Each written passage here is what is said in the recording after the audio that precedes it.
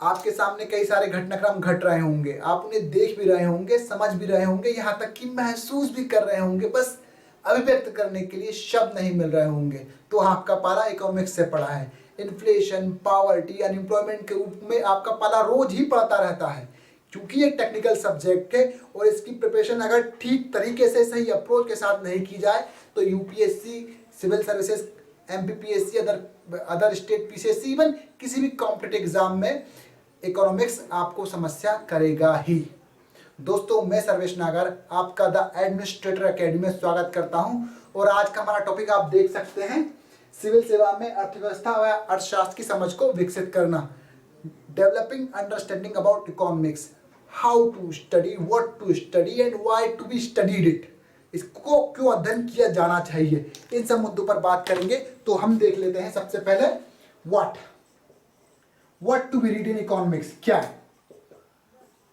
देखिए, सबसे पहले मैं कहूंगा बेसिक्स। देखिए, आपने जो बेसिक्स पढ़ा है वो अलग है और जो मैं बताने वाला हूं वो अलग है। जब बेसिक्स की बात करता हूं तो ये बात कर रहा हूं हिस्टोरिक, इकोनॉमिक डेवलपमेंट, ठीक है। ऐतिहासिक आर्थिक विकास की बात कर रहा हूं, जिनमें हम बात करेंगे 16th सेंचुरी से लेकर 20th सेंचुरी का जो डेवलपमेंट है। आप आज के उदारवाद की बात करोगे तो आपको 1991 का लिबरलाइजेशन, ग्लोबलाइजेशन पढ़ना पड़ेगा, ठीक है, कम से कम भारत का। तो बाकी देश पहले ही हो गए थे। फिर आपको अगर ये ग्लोबलाइजेशन या उदारीकरण या निजीकरण देखोगे तो आपको 1951 में या 1950s के बाद जो संस्थान डेवलप हुए हैं या 40s के डिकेड में संस्थान IMF, वर्ल्ड बैंक जो डेवलप हुए हैं, आपको उनके बारे में पढ़ना पड़ेगा। जब उनके बारे में पढ़ोगे तो आपको वर्ल्ड वॉर के बीच की जो इकोनॉमिक्स है, ठीक है, जो वर्ल्ड वॉर के बाद, फर्स्ट वर्ल्ड वॉर और सेकेंड वर्ल्ड वॉर के बाद जो इकोनॉमिक डेवलपमेंट हुए हैं, जहाँ पर जॉन मेनार्ड कीन्स जो अर्थशास्त्री आया था, जिसने एडम स्मिथ, इतिहास के पिताजी का जो सिद्धांत है क्लासिकल इकोनॉमिक्स यानी पूंजीवाद, कैपिटलिज्म, उसको क्रिटिसाइज किया था, ठीक है। और फिर जब और आगे जाएंगे तो हमको एडम स्मिथ मिलेगा और एडम स्मिथ का जो विकास, एडम स्मिथ का जो इवोल्यूशन हुआ है, जो उद्भव हुआ है, उसके पीछे की कहानी आपको जो मध्यकालीन व्यापार है उसमें मिलेगी। तो जब तक आप उस सीक्वेंस को, उस क्रोनोलॉजी को नहीं पकड़ोगे, हम इकोनॉमिक्स सब्जेक्ट के साथ जस्टिस ही नहीं कर सकते हैं। तो आपको बेसिक्स पता होना चाहिए पहले से, क्योंकि सब कुछ इंटरलिंक्ड है। Everything is interconnected. You miss one then the whole damn economics will be missed, गायब हो जाएगी। तो पहला क्या है, बेसिक्स, ठीक है। देन दूसरा है, मैं कहूंगा थ्योरीज, ठीक है। Theories and principle, major principle, क्या इकोनॉमिक्स की जो आधारशिला है, ठीक है, यानी कि आपका कैपिटलिज्म, मार्क्सिज्म या जो आपका लाफरबाकर, Phillip curve, Fisher, Kuznets curves, ठीक है, द कम्युनिज्म, सोशलिज्म, जो पूरे का पूरा फंडामेंटल्स है, प्रिंसिपल्स है, जिन पर पूरी अर्थव्यवस्था चलती है। आपने कैपिटलिज्म या सोशलिज्म या कम्युनिज्म नहीं पढ़ा तो आप आज की व्यवस्थाओं को समझ ही नहीं पाओगे। आपको मेजर प्रिंसिपल, लाइक एग्जांपल के तौर पर बता दूं आपको, कैपिटलिज्म, सोशलिज्म, ठीक है, सोशलिज्म या मार्क्सिज्म, इनके बारे में पढ़ना पड़ेगा। बिना इसके आपको समझ में नहीं आएगा। ये बेसिक्स प्रिंसिपल है। इसके अलावा भी कई सारे प्रिंसिपल है जिनको हम बोलते हैं ट्रेजेडी ऑफ कॉमन्स या मोरल हैजार्ड, ठीक है। They are not as important as they are, क्योंकि ये बेसिक से बिल्कुल बेसिक प्रिंसिपल है, ठीक है, इनको पढ़ना पड़ेगा। तो प्रिंसिपल इंपॉर्टेंट है, बट हमको सारे प्रिंसिपल याद नहीं करने। ऐसा नहीं कि आपको ना सारे के सारे प्रिंसिपल जो नोबेल विजेता है उनके सारे प्रिंसिपल और अप्लाई कर दो, नहीं। हमको इकोनॉमिक्स पढ़नी है, इकोनॉमी नहीं, अर्थशास्त्री नहीं बनना, हमको अर्थव्यवस्था पढ़ना है। मेनली अर्थव्यवस्था में इकोनॉमिक डेवलपमेंट जो हुए हैं।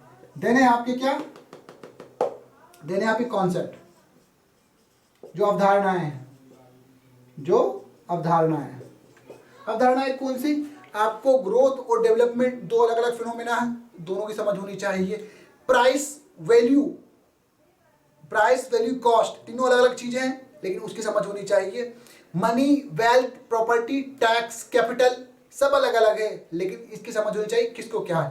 तो जो बेसिक कॉन्सेप्ट है, ग्रोथ क्या है, डेवलपमेंट क्या है, कैपिटल क्या है, मनी क्या है, करेंसी क्या है, तो ये जब तक बेसिक कॉन्सेप्ट नहीं समझ में आएंगे आपको, you can not do justice with economy. तो आपके बेसिक कॉन्सेप्ट क्लियर होने चाहिए। ग्रोथ और डेवलपमेंट में अंतर क्या है, जैसे बताया, लोग वृद्धि विकास को एक मानते हैं, तो इसकी हमको समझ होनी चाहिए, तो कॉन्सेप्ट भी अपने डेवलप्ड होने चाहिए। देन है इसमें एक और चीज जो स्टेटिस्टिक्स या डाटा है, सांख्यिकी या आंकड़े, वो बहुत इंपॉर्टेंट है। आपका ईज ऑफ डूइंग बिजनेस या कृषि क्षेत्र का अर्थव्यवस्था में योगदान, या इंडस्ट्रियल सेक्टर का, मैन्युफैक्चरिंग सेक्टर का, सर्विस सेक्टर का, आपका लेबर फोर्स कितना है, कितना इन्वेस्टमेंट आता है, ईज ऑफ डूइंग बिजनेस में आपका कौन सा स्थान है, महंगाई कितनी है, बैंक रेट कितनी है, एसएलआर कितना है, सीआरआर कितना है, बेसल नॉर्म कितना, कितना परसेंट मनी है आपको बैंक में, बैंक को अपनी असेट्स का बैंक के पास रखना चाहिए। कई सारी चीजें हैं, कई सारे नंबर्स हैं, बिना इसके आप ना इकोनॉमी को पढ़ ही नहीं सकते, क्योंकि whole economy surrounds the whole economy centers around numbers, statistics, data। अगर आप वो नहीं पढ़ेंगे तो काम नहीं बनेगा। और मैं ये भी नहीं कह रहा कि सारे नंबर याद कर लो आप, इसकी जरूरत भी नहीं है सारे नंबर याद करने की, क्योंकि क्या है कि आपको कुछ बेसिक्स नंबर ध्यान रखने हैं, कुछ बेसिक थोड़े बहुत डेवलप्ड होते हैं और थोड़े बहुत अंतर के साथ आपको आराम से याद हो जाएंगे। तो ये स्टेटिस्टिक्स हो गए। फिर इसके साथ ही हम देख सकते हैं इसमें क्या, मेजर इंस्टीट्यूशन, ठीक है, ये वर्ल्ड लेवल पर भी हो सकते हैं और देश इंडिया में भी हो सकते हैं, ठीक है। जैसे आईएमएफ की रिपोर्ट, या IMF, world bank, WTO, Asian bank, ADB, AIIB या न्यू डेवलपमेंट बैंक, इनकी जो रिपोर्ट्स हैं वो महत्वपूर्ण हो जाती हैं इकोनॉमी पढ़ने के लिए, वो महत्वपूर्ण है। फिर जो आपके फाइनेंस कमीशन या बजट वाला आंकड़ा, या फिर आपके नीति आयोग, या फिर आरबीआई, तो कई सारे सेबी, कई सारे संस्थान हैं, ये बहुत प्रोमिनेंट रोल निभाते हैं आपकी इकोनॉमी में सहायता करने के लिए, क्योंकि इनके द्वारा जारी की गई रिपोर्ट ऑथेंटिक रहती है। और आप जब आंसर लिखते हो एज ए एस्पिरेंट, तो कई सारी चीज़ें आपको रिफर करनी रहती है कि स्टॉक मार्केट में कितना इनफ्लो है, और या स्टॉक मार्केट में इतना मनी जो मतलब ब्लैक मार्केट से आया है, या इस अमाउंट का कोई भी आंकड़ा उपलब्ध नहीं है सेबी के पास। तो कई सारी चीजें हैं, जब आप आंसर को लिखोगे तो इन आंकड़ों की जरूरत पड़ती है आपको रिफर करने की। Without these numbers you can not substantiate a good answer. आप संतुष्ट नहीं कर सकते एक अच्छा आंसर, कोई अच्छा आंसर लिख ही नहीं सकते। ये हो गया आपका, तो मेजर चीजें हो गई आपकी। हाँ, एक और चीज जो बची है वो है वोकेब। क्या बचा है? Vocabulary. Since it is technical subject, और technical subject, in technical subject each word है सेपरेट इंडिविजुअल मीनिंग। ठीक है, आप पानी को जल बोल सकते हो, लेकिन यहाँ आप मुद्रास्फीति को इन्फ्लेशन नहीं बोल सकते, कम से कम इकोनॉमिक्स में तो लेमैन की भाषा में बोल सकते हो। देखो, price value cost, price value cost सबका एक जैसा लगता है, लेकिन कॉस्ट है, लागत, वैल्यू है उसकी वैल्यू कितनी है, उसका कितना रेस्पेक्ट काइंड ऑफ चीज। ठीक है, प्राइस उसका मूल्य जिस पर आप बेचते हो, अलग अलग चीजें हैं। कैपिटल अलग है, मनी अलग है, वेल्थ अलग है, प्रॉपर्टी अलग है, तो कई सारी चीजें अलग अलग है, लेकिन बेसिक्स अंतर पता होना चाहिए। वोकेब, जिसकी वोकेबलरी शब्दावलियां हैं, वो उन पर आपकी काफी अच्छी पकड़ होनी चाहिए। जैसे कि आपको डेब्ट में, क्रेडिट में या लोन में डिफरेंस पता होना चाहिए। ये मेजर चीजें, अगर हम इनकी बेसिस को नहीं समझ पाएंगे तो हम जस्टिस ही नहीं कर सकते इकोनॉमिक्स के साथ। तो वो के देखो, तो क्या होगा, बेसिक्स हो गए, थ्योरीज हो गई, कॉन्सेप्ट हो गए, स्टैटिस्टिक्स डाटा हो गए, मेजर इंस्टीट्यूशन रिपोर्ट्स हो गई, वर्ल्ड लेवल पर हम बात कर ली, इंडिया लेवल पर बात कर ली। वोकेबलरी बहुत इंपॉर्टेंट है, तो आपको ये समझ में आएगा क्या इसमें पढ़ना है। ओके, देन हम बात करें कि कैसे पढ़ना है, कैसे, हाउ। ठीक है, मैं कहूंगा सबसे पहले तो आपको you have to keep your eye open. आपको सब कुछ नोटिस करना है, आसपास की economic, notice everything around you, especially economic development. ठीक है, जो भी आर्थिक गतिविधि हो रही हो आपके आसपास, जो भी, उसको नोटिस करो, क्योंकि कहीं ना कहीं आप देखो, जब इन्फ्लेशन बढ़ रही है तो भी आप उसको देख सकते हो।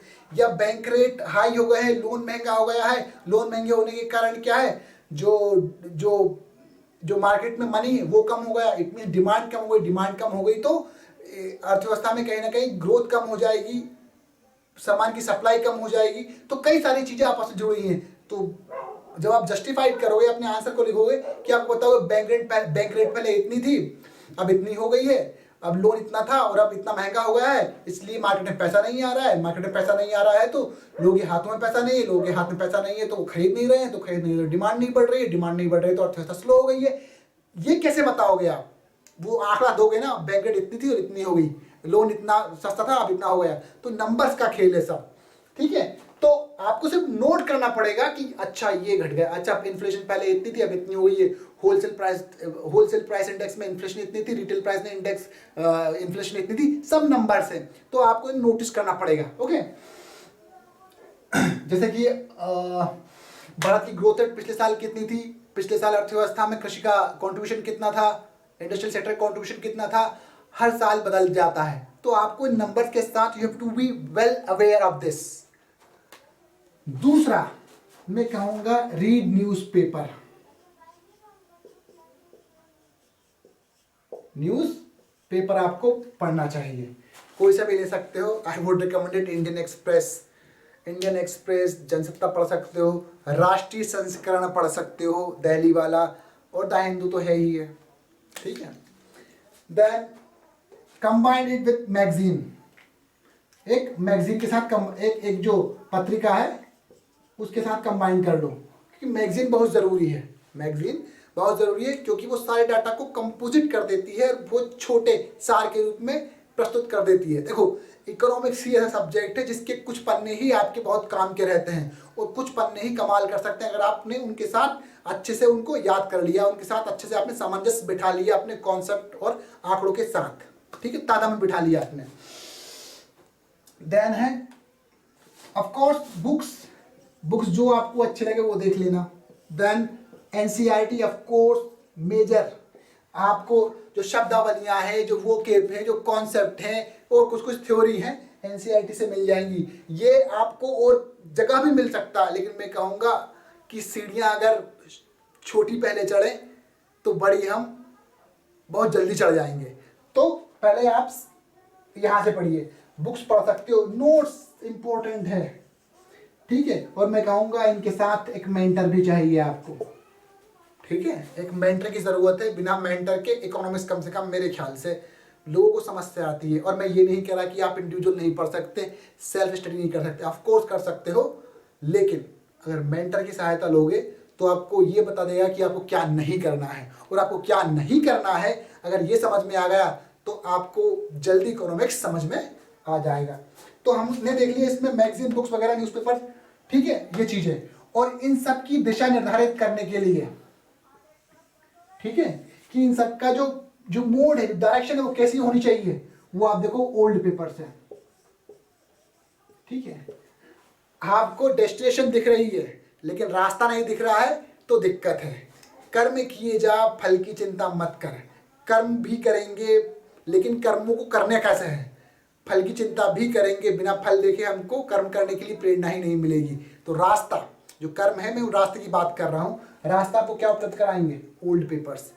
आपकी तैयारी की दिशा कैसी होनी चाहिए ये निर्धारित करेंगे ओल्ड पेपर्स।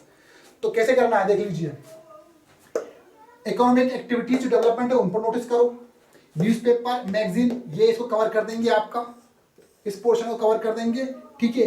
ये आपके बेसिक्स तैयार कर देंगे, ठीक है। ये आपका रिवाइज मदद करेंगे, रिवीजन, ठीक है। और ये आपको बताएगा what to read and what to skip क्या करना है और रीड क्या करना है। और जो बोलते हैं ना शॉर्टकट, वो शॉर्टकट यही है, ठीक है। बोलते हैं ना कि सफलता का शॉर्टकट बिल्कुल होता है, वो मेंटर है, ठीक है। क्योंकि वो आपको लंबा रास्ता कहीं बताएगा ही नहीं, आपको वो छोटा रास्ता बताएगा, लेकिन छोटा रास्ता मेहनत और ईमानदारी का रास्ता, ठीक है। तो ये हो गया आपका क्या, कैसे पढ़ना है, हाउ। और अब बात कर लेते हैं क्यों पढ़ना है, क्या क्यों पढ़ना है। अब देखिए, एक तो पहली बात तो ये वाई, पहली बात तो ये कि इकोनॉमिक्स के साथ जो कंबाइंडली अधिकतर सब्जेक्ट दिया रहता है वो साइंस का दिया रहता है पेपरों के साथ, तो उसके साथ हम जस्टिस नहीं कर सकते क्योंकि साइंस एक टेक्निकल सब्जेक्ट है, उसमें और समस्याएं आती है। टेक्निकल ये भी है, ये सोशल स्टडीज जैसा ही है, लेकिन जब साइंस के साथ कंबाइन करते हैं तो उसमें तो खराब नंबर आते हैं, इसमें भी खराब नंबर ले लेते हैं लोग। तो पहली बात तो ये कि अच्छे नंबर लाने के लिए अदर सब्जेक्ट के साथ इसको पढ़ना बहुत ज़रूरी है, खासकर तब जब एक बार आपको कॉन्सेप्ट आ गए तो वो आप जिंदगी भर नहीं भूल सकते। ओके। दूसरा कि जो दुनिया में सारे परिवर्तन की जड़ है वो क्या है? पैसा, अर्थव्यवस्था, प्रॉपर्टी, वेल्थ, कैपिटल, यही तो है। दुनिया के सारे परिवर्तन का कारण भी क्या है? पैसा। या तो कोई देश आर्थिक संपन्नता चाहता है या फिर क्या चाहता है? आर्थिक शक्ति बनना। चाइना साउथ चाइना सी में क्यों इतना एक्टिव है? हम इतने सेंसिटिव क्यों हो जाते हैं इंडियन ओशन को लेकर? तो ये सब जो है सिर्फ संसाधन, रिसोर्सेस, और उसका वही अर्थव्यवस्था को बढ़ाना। तो रिसोर्सेस, इकोनॉमी, पैसा, सब कुछ इसके आसपास ही घूमता है। तो दुनिया में जो मेजर एक्शन रहते हैं उनके पीछे कहीं ना कहीं अर्थव्यवस्था ही फैक्टर है या रिसोर्सेज की चाह है। China one belt one route जो वाला ओबोर जो बना रहा है, या सीपेक जो है वो क्या है, या सिल्क रूट को रिवाइव कर रहा है वो क्या है, या अमेरिका क्यों इंडो पैसिफिक रीजन में इतना इंटरेस्ट ले रहा है? रिसोर्सेज, फ्री ट्रेड करना है। कल को चाइना ये नहीं बोल दे कि भैया साउथ चाइना सी हमारा है क्योंकि हम देखो हम कब्जा करते आ रहे हैं, तो अमेरिका चाहते हैं भैया रास्ता तो दे कम से कम निकलने का, व्यापार करने को मना कर देगा। तो सब कुछ क्या है? सब कुछ रिसोर्सेज की भूख है, पैसे की भूख है, आर्थिक संपन्नता, आर्थिक शक्ति की भूख है। तो सब कुछ जब पैसे के आसपास घूमता है, अर्थव्यवस्था के आसपास, रिसोर्सेज के आसपास घूमता है, तो आपको यह समझ में आ जाएगा कि दुनिया का जो जियो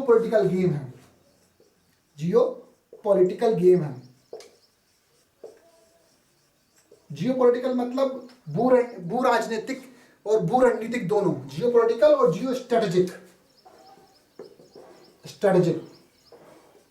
गेम, वो समझ में आ जाएगा। आप ना इंटरनेशनल अफेयर्स जो है, जो आपका जो इन दोनों को समझने के बाद आप क्या करोगे, जो इंटरनेशनल अफेयर्स हैं उसकी समझ आपको विकसित हो जाएगी कि कोई देश के एक्शन के पीछे क्या फैक्टर हो सकता है। ठीक है, कोई वन बेल्ट वन रूट वाला प्रोजेक्ट या सीपेक को बना रहा है तो उसके क्या फैक्टर्स हैं।